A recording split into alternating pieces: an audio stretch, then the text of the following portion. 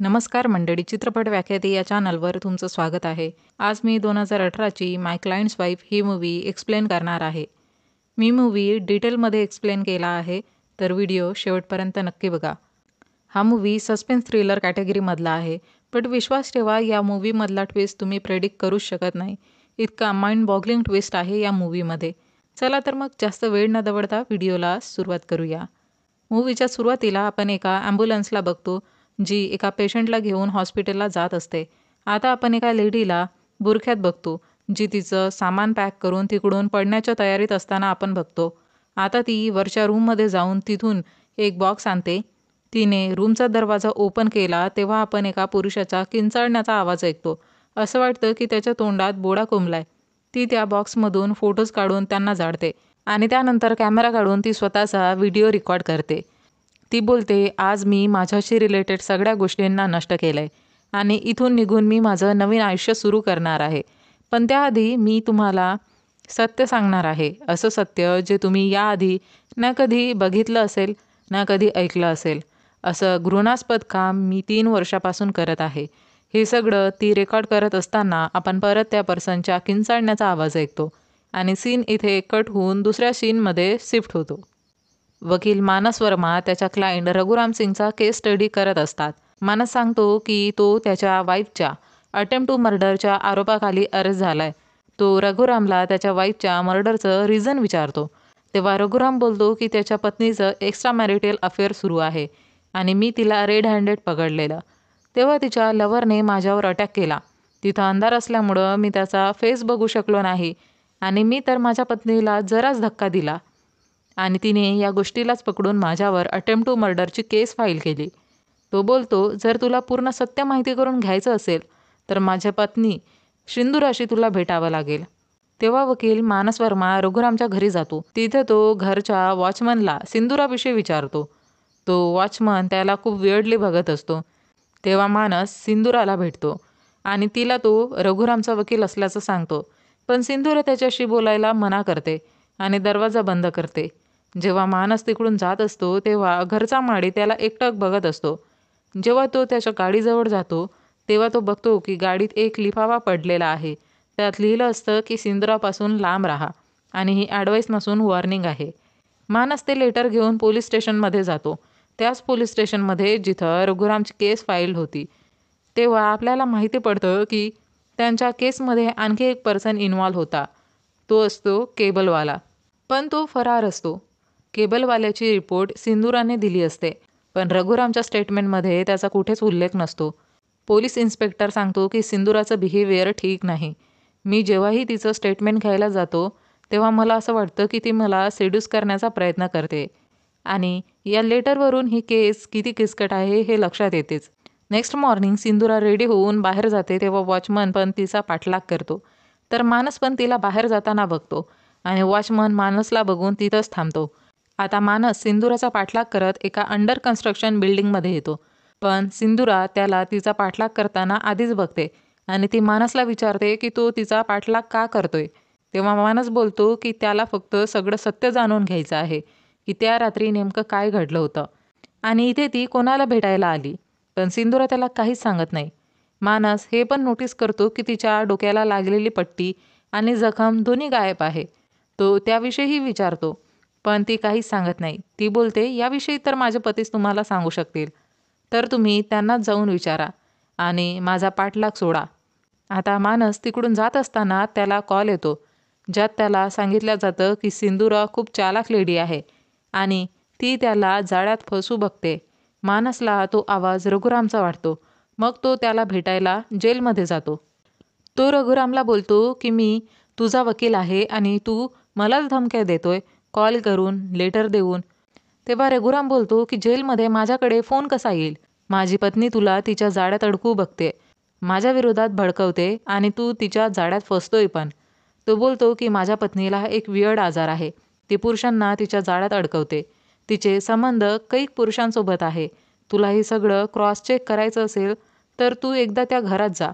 तुला सगळी माहिती मिळेल. ती एक मॅनिएक असून ती पुरुषांचे शिकार करते. तिची नेक्स्ट शिकार आता तूच आहेस. आता रात्री आपण वॉचमनला त्या घरात शिरताना बघतो. माडी त्याला घरात जाताना बघतो.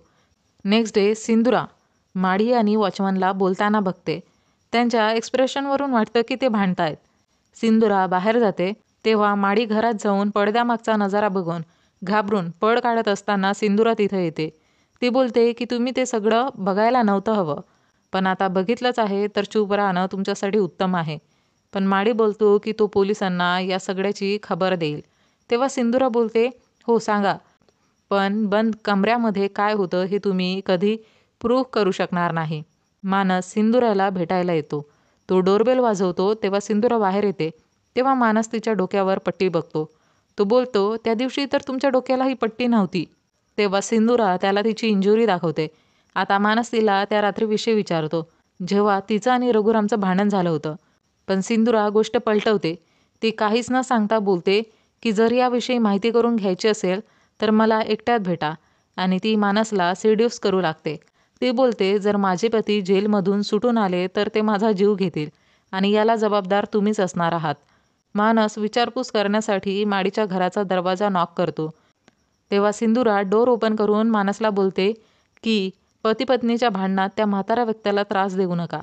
रघुरामने मानसला त्याची पर्सनल डायरी दिलेली असते, ज्यात तो त्याचे सगळे लाईफ इव्हेंट्स आणि सगळे किस्से लिहायचा. मानस ते वाचत असतो. त्यात रघुरामने लिहिलं असतं की त्याचं लग्न सिंधुराशी खूप धूमधडाक्यात झालं होतं. तो खूप खुश होता, पण सिंधुरा खूप चुपचुप राहायची. लग्नाच्या एका महिन्यानंतर तिने सांगितलंय की लग्नाआधी तिचे खूप पुरुषांशी संबंध होते. हे ऐकून रघुरामला खूप दुःख होतं.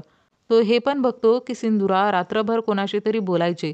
घरात सिगरेटचे पॅकेट पडलेले असायचे, ज्यामुळं रघुराम समजतो की तो घरी नसताना सिंधुराचे लवर्स तिथं यायचे. यानंतर मानस रघुरामकडे येतो आणि बोलतो की त्याने जर त्या दिवसाची सगळी गोष्ट स्पष्ट सांगितली नाही तर तो त्याची केस लढणार नाही. तेव्हा रघुराम बोलतो की तो दिवस माझ्या लाईफचा खूप अनलकी दिवस होता. ट्रक ऑपरेटरच्या हरताळमुळं कन्स्ट्रक्शनचं काम बंद पडलं होतं आणि एका लेबरवर एक लोखंडी सलाख पडून तो इंजर्ड झाला होता आणि सगळं काम ठप्प झालं. त्या दिवशी सिंधुराचा बड्डे होता म्हणून तो एक बुके घेऊन घरी येतो. खूप वेळापर्यंत बेल वाजूनही सिंधुरा बाहेर न आल्यामुळं तो त्याच्याजवळच्या चाबीने डोर ओपन करतो. तर तो बघतो की सोफ्यावर ऑलरेडी एक बुके पडलेला आहे. तो सिंधुराला पूर्ण घरात शोधतो, पण ती त्याला फर्स्ट फ्लोअरवरून खाली येताना दिसते. तो तिला विचारतो की तिने इतक्या वेळापासून दरवाजा का उघडला नाही. तेव्हा सिंधुरा खूप रूडली आन्सर करते. वरच्या रूममधून त्याला खटपटचा आवाज येतो, तर त्याला खात्री होते की वरती नक्कीच सिंधुराचा प्रियकरच आहे. रघुराम वरती जायला बघतो, पण सिंधुरा त्याला जाऊ देत नाही. तेव्हा रघुराम तिला धक्का देऊन वरती जाऊ लागतो. तेव्हा सिंधुरा स्वतःच भिंतीला डोकं मारून घेऊन खाली पडते. जेव्हा रघुराम वरती जातो तर एक पर्सन त्यावर चाकूने अटॅक करतो. तर तो बाहेर पडतो आणि सिंधुरावरती जाऊन त्या पर्सनला मिठी मारते. रघुराम त्याची स्टोरी सांगून मानसला बोलतो की मी तिला कधी समजू शकलो नाही. वाटतंय की ती तुझ्यासोबत पण खूप भयानक करणार, तर हे तुझ्यासाठी बेटर असेल की तू तिच्यापासून लांब राहा. आता आपण सिंधुराला स्कूल ड्रेस घालून रेडी होताना बघतो. तेव्हा तिथं बेल वाजते, तर दरवाजावर पोलीसवाला असतो. सिंधुरा त्याच्यासोबत इंटिमेट होते. आता आपण मानसला या केसविषयी विचार करताना बघतो. तेव्हा सिंधुरा तिथं येऊन त्याला मारायला लागते, कारण मानसने रघुरामला बेल मिळवून दिली असते आणि सिंधुराला भीती असते की रघुराम आता परत येऊन तिला इजा पोहोचवेल. सिंधुरा बोलते की माझे पती तुम्हाला मिसलीड करताय, ते तुम्हाला पूर्ण सत्य सांगत नाहीये. तर मानस बोलतो की खरं काय तुम्हीच सांगा.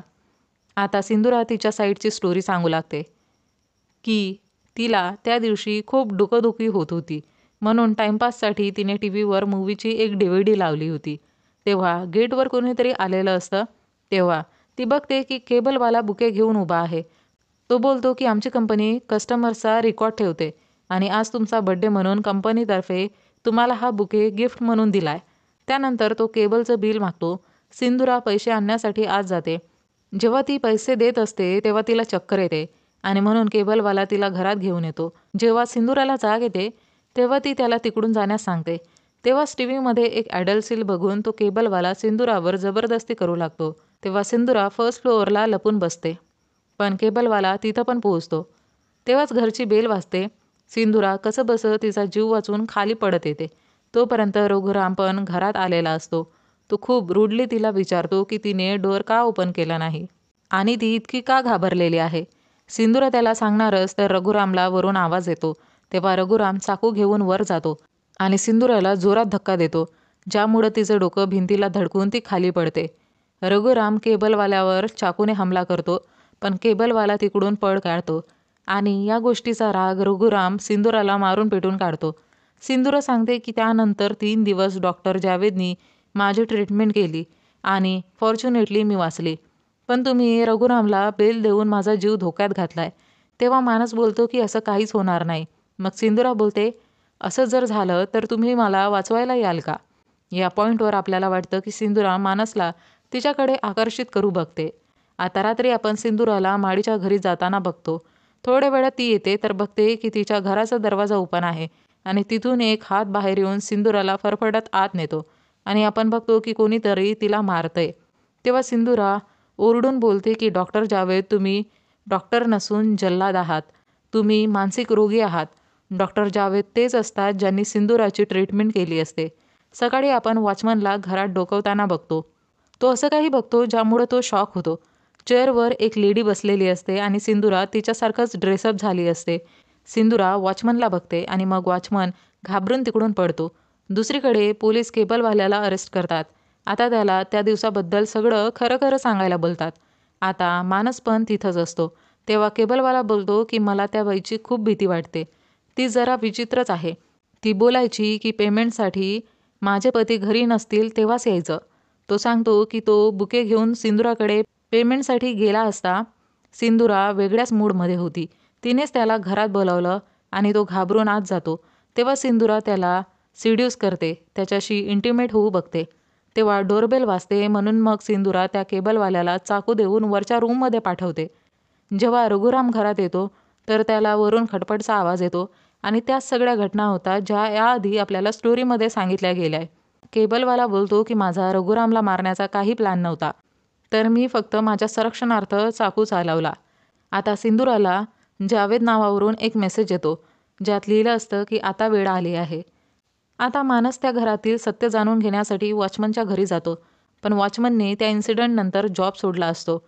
तो बोलतो की मी खूप गरीब व्यक्ती आहे, मला या सगळ्यात नका अडकवू. किती दिवस हे सत्य लपून राहणार? कधी ना कधी हे उघड होईलच. तेव्हा सिंदूराचा कॉल येतो आणि ती किंचाळते, मला वाचवा, मला वाचवा, तो मला मारून टाकेल. मानस सिंदूराच्या घरी पोचतो, पण सिंदूरा एकदम फाईन असते. मानस बोलतो की कोण आलं होतं इथं? त्यावर सिंदूरा बोलते, माझा पती आला होता. तेव्हा मानस बोलतो, असं होऊच शकत नाही, तो तर जेलमध्ये आहे. मी खोटं बोललो होतो की त्याला बेल मिळाली. तेव्हा सिंदूरा हसून बोलते की जास्त टेन्शन घेऊ नका, मी तर तुमची टेस्ट घेत होती. तुम्ही मला संकटात असताना मदत करणार की नाही या संबंधीची. तेव्हा सिंदूरा तिच्या लग्नाची गोष्ट सांगते की लग्नानंतर तिचे हस्बंड एकदम चूप राहायचे. ऑफिसमधून येऊन ते स्वतःला एका रूममध्ये बंद करून घ्यायचे. त्यांच्यात जास्त कन्व्हर्सेशन व्हायचं नाही. पण 3 वर्षाआधी काहीतरी विचित्र गोष्ट घडली, ज्यामुळं सगळं चेंज झालं. ती सांगते, एका रात्री तिचे हस्बंड एका पुतळ्याला घेऊन आले. त्या पुतळ्याला शॉर्ट ड्रेस घालून दिला आणि मला झोपेतून उठून बोलले की मी आता जराही अट्रॅक्टिव्ह वाटत नाही. लग्नाच्या काही दिवसांपर्यंत तू किती छान दिसायची, आता तू नेहमी फुल कपड्यात राहतेस तर जराही अट्रॅक्टिव्ह वाटत नाहीस. या पुतळ्याला बघ, तो पुतळा नसून एक मुलगी आहे. किती छान दिसते. तुला पण हिच्यासारखं छान लुक करून माझ्यासमोर येऊन मला अट्रॅक्ट करायला पाहिजे. सिंदूराला तिथं काय होतंय हे लक्षात येत नाही.